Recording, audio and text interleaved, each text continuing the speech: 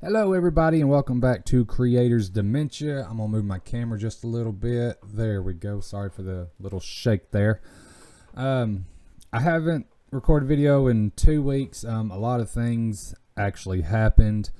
So a quick update about why that is and what's going on before we get started on today's topic. But for the past 2 weeks, we have actually had deaths in the family. My wife's grandmother, who was 106 years old, passed away. Not last week, but the week before. So we had, funeral and visitations and, being with the family, all going on that week. And then, not too long after that, my grandpa passed away. He was 90 years old. And so it's been a difficult month. Some of you probably knew my grandpa, the ones around the community here. And some of you probably knew my wife's grandma. But yeah, there was a lot going on past couple weeks. So that's why I haven't done anything with my podcast or anything like that. It's just been time spent with family and trying to organize things to get things going. So yeah, it was a bit rough there for a couple weeks, but I'm back. I'm gonna try and get this going again, and so that way I can get back to my normal flow. And so here we are. Another update in my life. I have became a certified registered storm spotter. Anyone out there knows spring is one of the biggest times for severe weather, and most of everybody in my community knows that when severe weather is about to hit here, I'm on Facebook warning everybody, telling them to keep an eye on the sky. That's my catchphrase, kinda. And just trying to warn them of everything that's going on. And I figured that if I become an actual storm spotter, then when stuff happens, I can actually report damage to the National Weather Service. So there I am. I am certified. If you are watching this on YouTube, you'll be able to see these, and then I'll explain it to the ones that's just listening. But right here are my certifications. Role of the Skywarn Spotter, Skywarn Spotter Convective Basics, and Skywarn Spotter Training.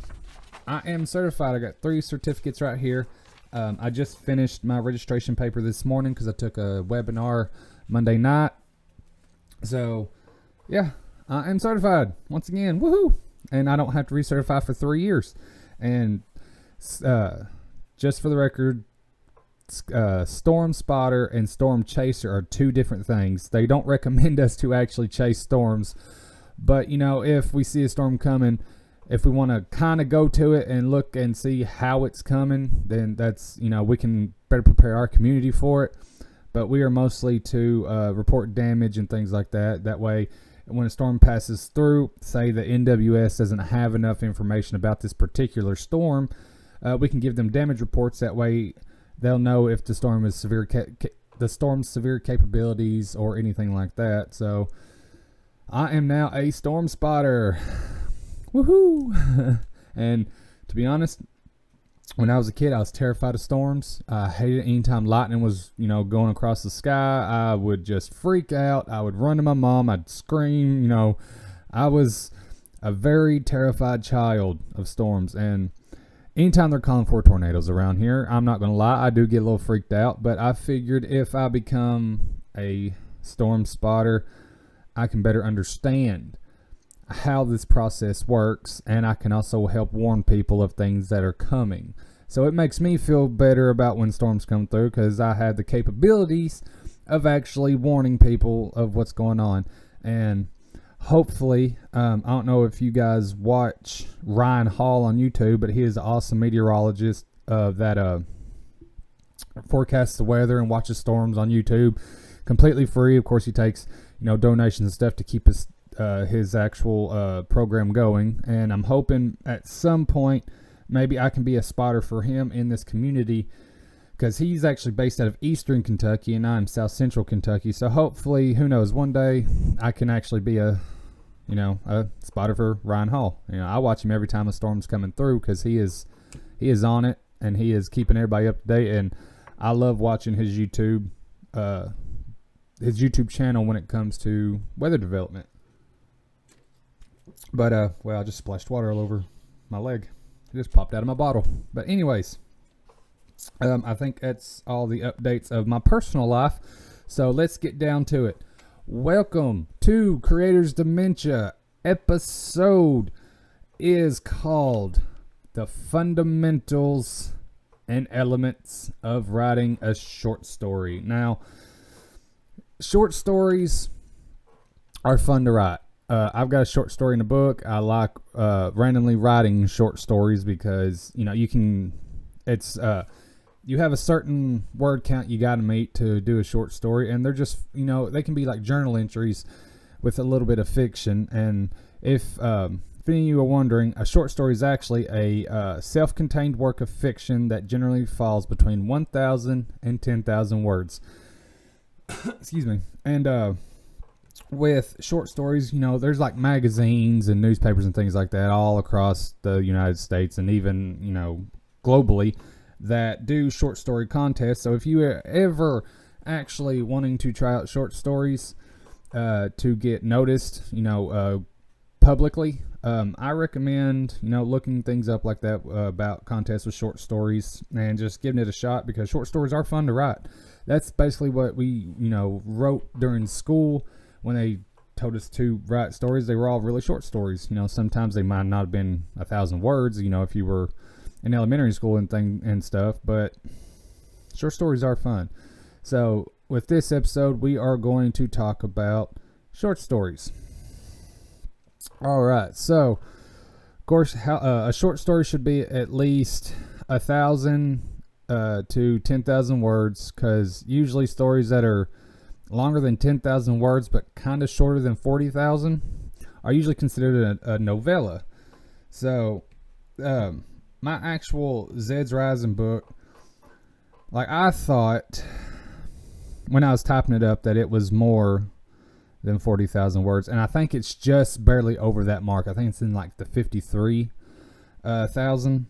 But some people still consider mine as a novella because it's so slender. It doesn't have a lot of story to it. But I've said this previously, but I am redoing it, so hopefully I can actually turn it into a full-blown novel. Even though after it reached past 50,000, it is in the novel territory, but it's still too slender for me for my personal perspective to consider it a full-blown novel. So hopefully I can actually get it there. But yeah, a short story is between 1,000 and 10,000 words. And a short story basically has everything a novel has. It's just more condensed. So we're going to talk about how what's actually in a short story. With every short story there's always 5 elements. There's character, there's plot, there's theme, there's conflict, and there's setting.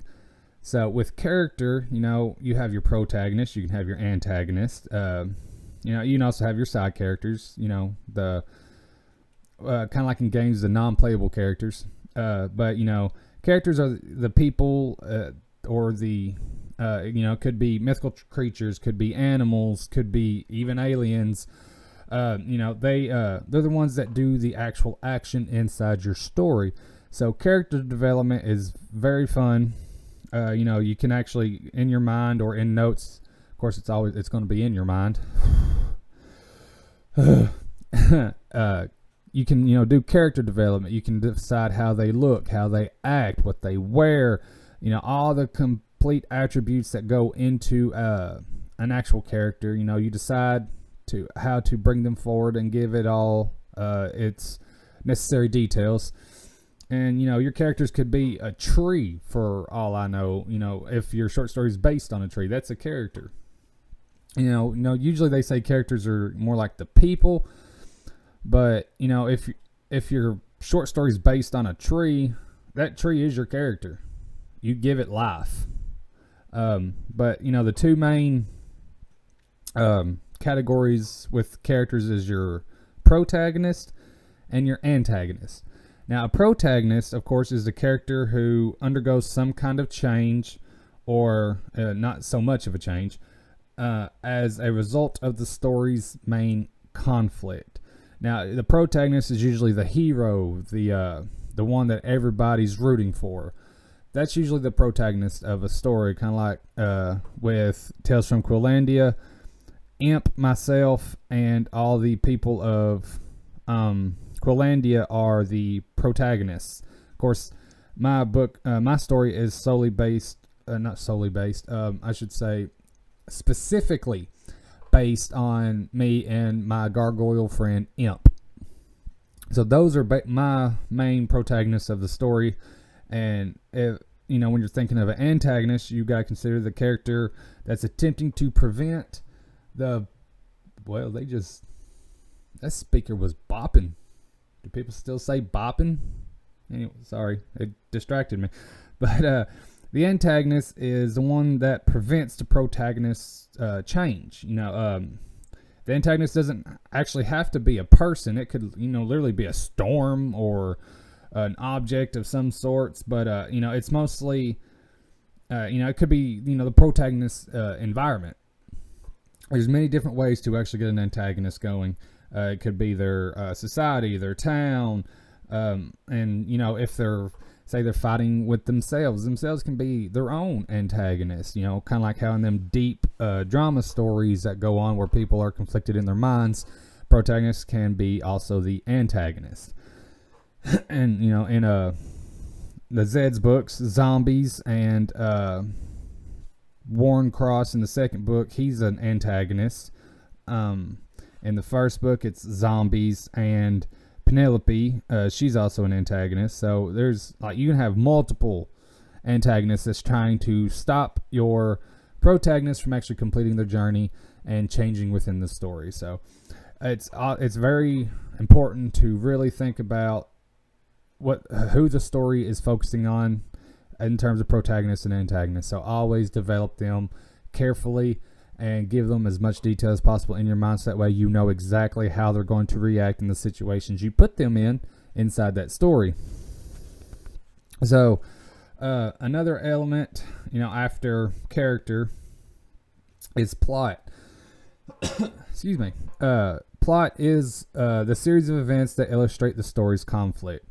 So, basically when you're writing a short story, you generally start the plot as close to the end as possible, because it's a short story, it's not a complete book. So it's you're trying to have it to where it's toward the end, because it's not going to be a complete adventure. I think of short stories like side quests.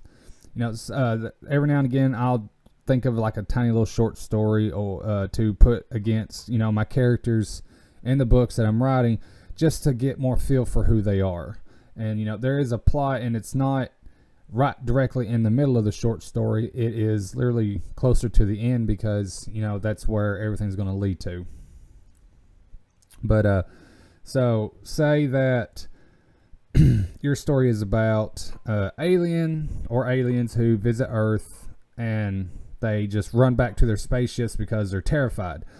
So you would basically start your story with the spaceship actually approaching Earth, or just as it's actually touching the ground, and then you build a backstory, later on through dialogue or flashbacks, and it could be through your main characters' actions. You just develop that backstory, because you're gonna literally drop your readers straight into the action.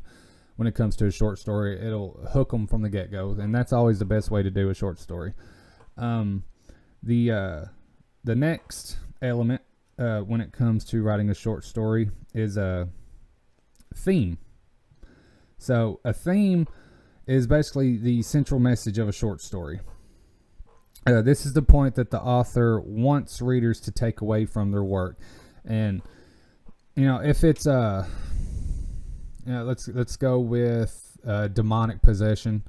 Say your protagonist is fighting demons, and the main takeaway you want them to get from this is good triumphs evil. Say your protagonist actually wins, or if you want to go with like anything could happen, maybe the protagonist doesn't actually complete their journey, but they have learned a different way to go about eliminating certain demonic aspects of their world. I mean, there could be many different things that you want your reader to actually take away from the short story, but you focus on the theme, so that way you know exactly how and where you're going to take your short story. Sorry, I need water. There we go. All right. So another element is conflict. Now, conflict, of course, is the action that drives the story's plot. It's basically an obstacle that a protagonist would have to overcome, or it could be like a goal they're trying to reach during the story.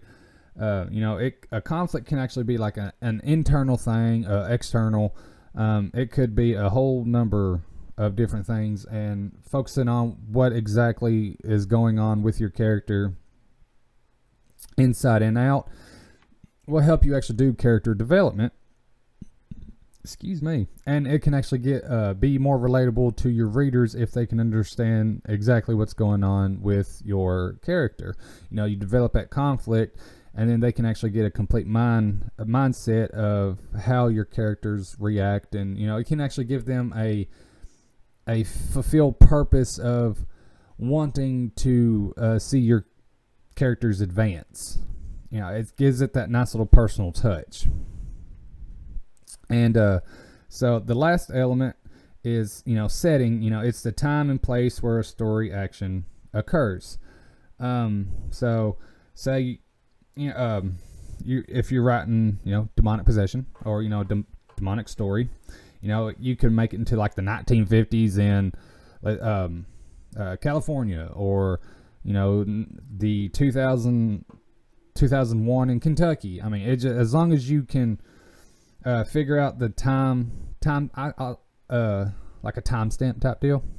If you can figure out what era your story is going to be based in, then and if you don't know much about that era, you can actually do research and figure out exactly how things operated and worked throughout that certain time frame. So you got to develop the setting, figure out exactly where they are going to be doing all their adventures, crazy antics, so the 5 elements of, I'm sorry if I'm talking fast. I got excited about actually being able to do this again, so I'm just like zoom zoom zoom. So if you have any questions about the 5 elements, please list them below in the comments. But the 5 elements of writing a short story is character, plot, theme, conflict, and setting. Once you get all those 5 elements together, then you should be ready to go. And also just think long and hard about how you want to present the story, and them 5 elements will help you do so. When you're writing a short story, it's just like any other type of writing. If you do outlines and things like that, it'd be good to outline a short story. That way you can figure out exactly where you're trying to take the reader with your characters. And if you do write, it all usually begins with brainstorming. You get that idea, and then you're trying to figure out how to make that idea grow, and you're trying to think of different events to take place inside this short story. So once you get that brainstorming idea, that little nugget, and you just expand it into a big thundercloud, then you're good to go. You can start it. And just like with writing books, poems, or any kind of writing, of course, make sure you go through the proper edits. That way it actually flows properly. So writing a short story is it's like writing a short novel. It's only 1,000 to 10,000 words, but you treat it as like a normal book when you're actually doing the writing process to a point, not the entire that's not the entire point, but you treat it like you are putting your your heart and soul into it, and take good care of it, and then get it out there for people to read. So like when just with short stories, I don't know why I'm wanting to repeat myself. I guess it's because my brain just completely went so who knows. But writing anything, you always use your imagination. I know if you're writing like biographies and things like that, those are mostly based on actual events, things that's happened in true life. But usually short stories is fiction.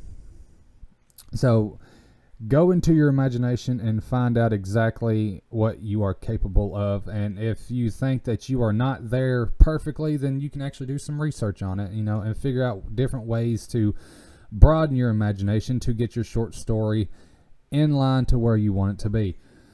I don't know why every time I start talking, I just have to go, sorry. But, yeah, this is fun.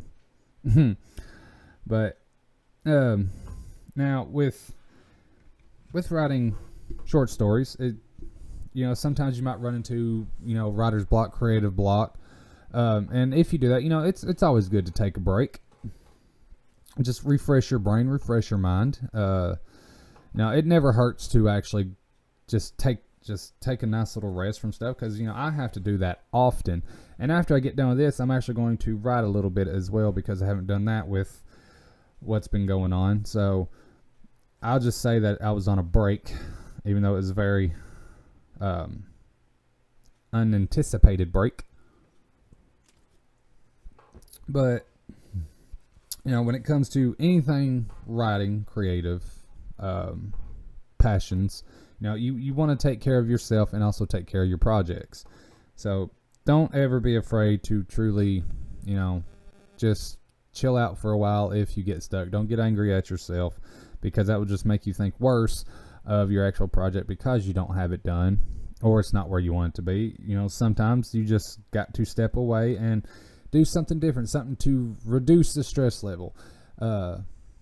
Sometimes writing does reduce stress if you are just completely in the zone, but a lot of times it just does not happen that way. So don't beat yourself up if you cannot figure out exactly where you want to move on from the spot that you have reached. Eventually you will get there.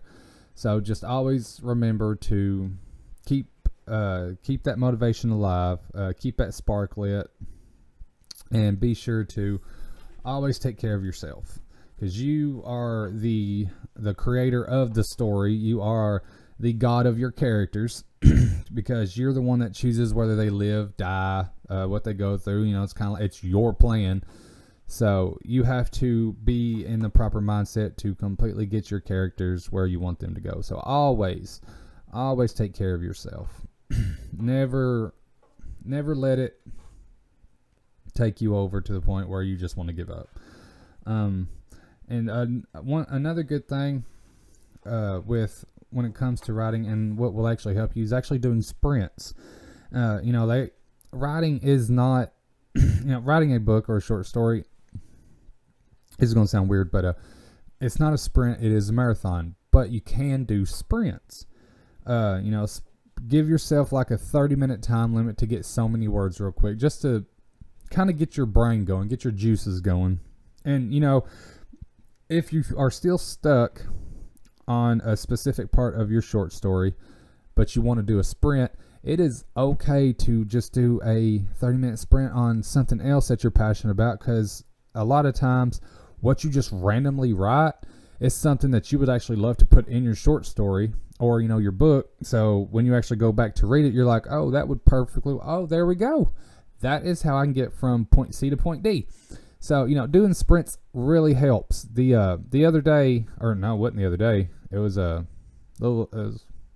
2 weeks ago.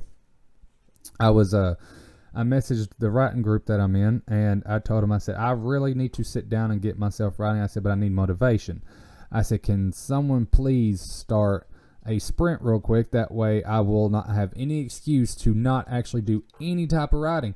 And a friend of mine on there, she said, you have 15 minutes to write 150 words, or you have to drink, I think it was like lemon juice and something. I can't, no, it was a shot of apple cider vinegar. That's what it was.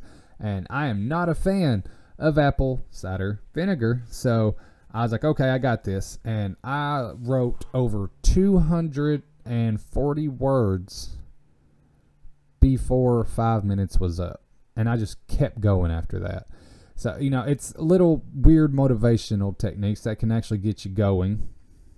And, sometimes you just need that help from people to get motivated. I know a lot of times I do. I need some help. A quick word of somebody saying, hey, I cannot wait for your next book. Or I cannot, is there any time, or is there any way you can give me a little teaser of what you're working on because you're a great writer, or I enjoy your work. The little supportive motivational techniques that people can actually send your way does help a lot. But even though those do help, you are the one that's got to keep yourself motivated. And sometimes it is hard. Do not get me wrong. It is extremely hard when you feel stuck.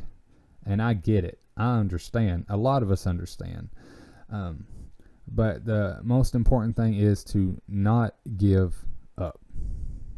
Always go for your passion. Fight for what you love. And, I know this day and age, everything is just so screwed up. You just don't. I know I don't understand half of what's going on around here. What is actually going on in this world? I am completely oblivious to the reasonings. I have assumptions, but I don't have reasonings on what's going on. And, sometimes it gets overbearing, and I just want to just lock up the entire house, board up my windows, and just completely exile myself from the entire world because it's just too much. But I have a way of actually getting myself out of that type of funk. And no matter what, and I want you to take this advice. If there's any advice I give you, always do this right here.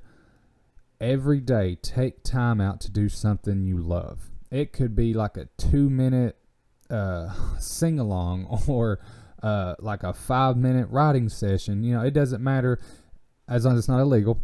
But just do something you love every day to keep yourself motivated and always ready to go. Like, I have many passions in my life.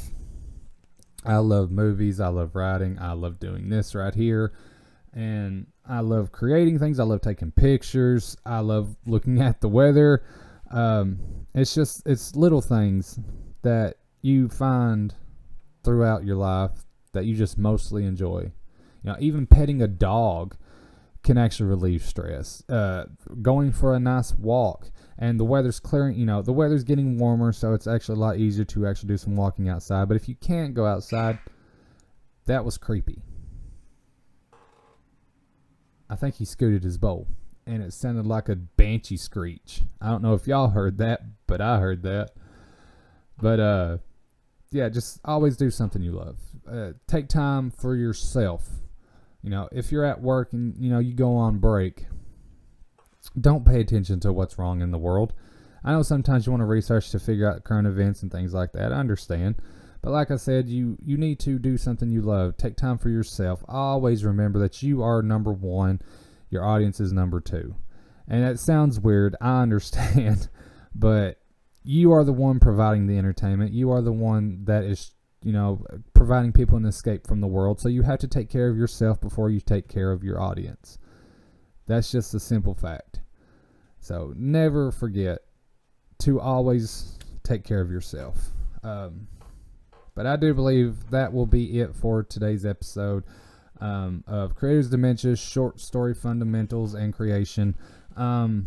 If you guys have any questions, any comments, please feel free to let me know. I would love to answer questions. I'd love to answer live questions on here. If you send me a question you want it to be actually answered on the podcast, just give me your name, your question, and I'd be more than happy to answer it. I would like to do one of those, kind of like how I do an update with what's going on in my life. I'd like to do a whole questionnaire thing before I do the actual episode, or if you want a certain topic discussed for an episode of Creators Dementia, I am more than happy to do so. I will do my research, that way I can provide you with the best answers possible. This is something I love doing. This is a passion, so I'm going to continue to do this. And I know sometimes I may sound like a rambling person. I was going to say idiot, but that's just rude to myself. So, I try, and I hope that I can continue to try, and I hope that I can provide, you all with some type of entertainment as I keep going. So I just want to say thank you guys for the support. Thank you for everything y'all do. Thank you for listening. I really appreciate it. And hopefully one day we can get a complete studio going and be at the high rise of a podcast team. Maybe one day. Who knows? I'm shooting for it. But thank you guys very much. I really appreciate it. I love I keep screwing that up. I love each and every one of you. I really appreciate the support. So I hope y'all have a good weekend. I hope y'all have a great life. I hope you have a great year, great month, great week, great day, all kinds of greatness. And I hope you complete and strive and be successful in every creation or creative thing that you are attempting in your life. God bless. Hope you guys have a great day. Oh, also, if you have any idea of a good outro music besides my I'm a zombie, please feel free to hit me up. I'm still looking for something good. Anyways, that's it. I promise that's it. God bless. Y'all have a good day. Love you guys. Look, I'm a zombie.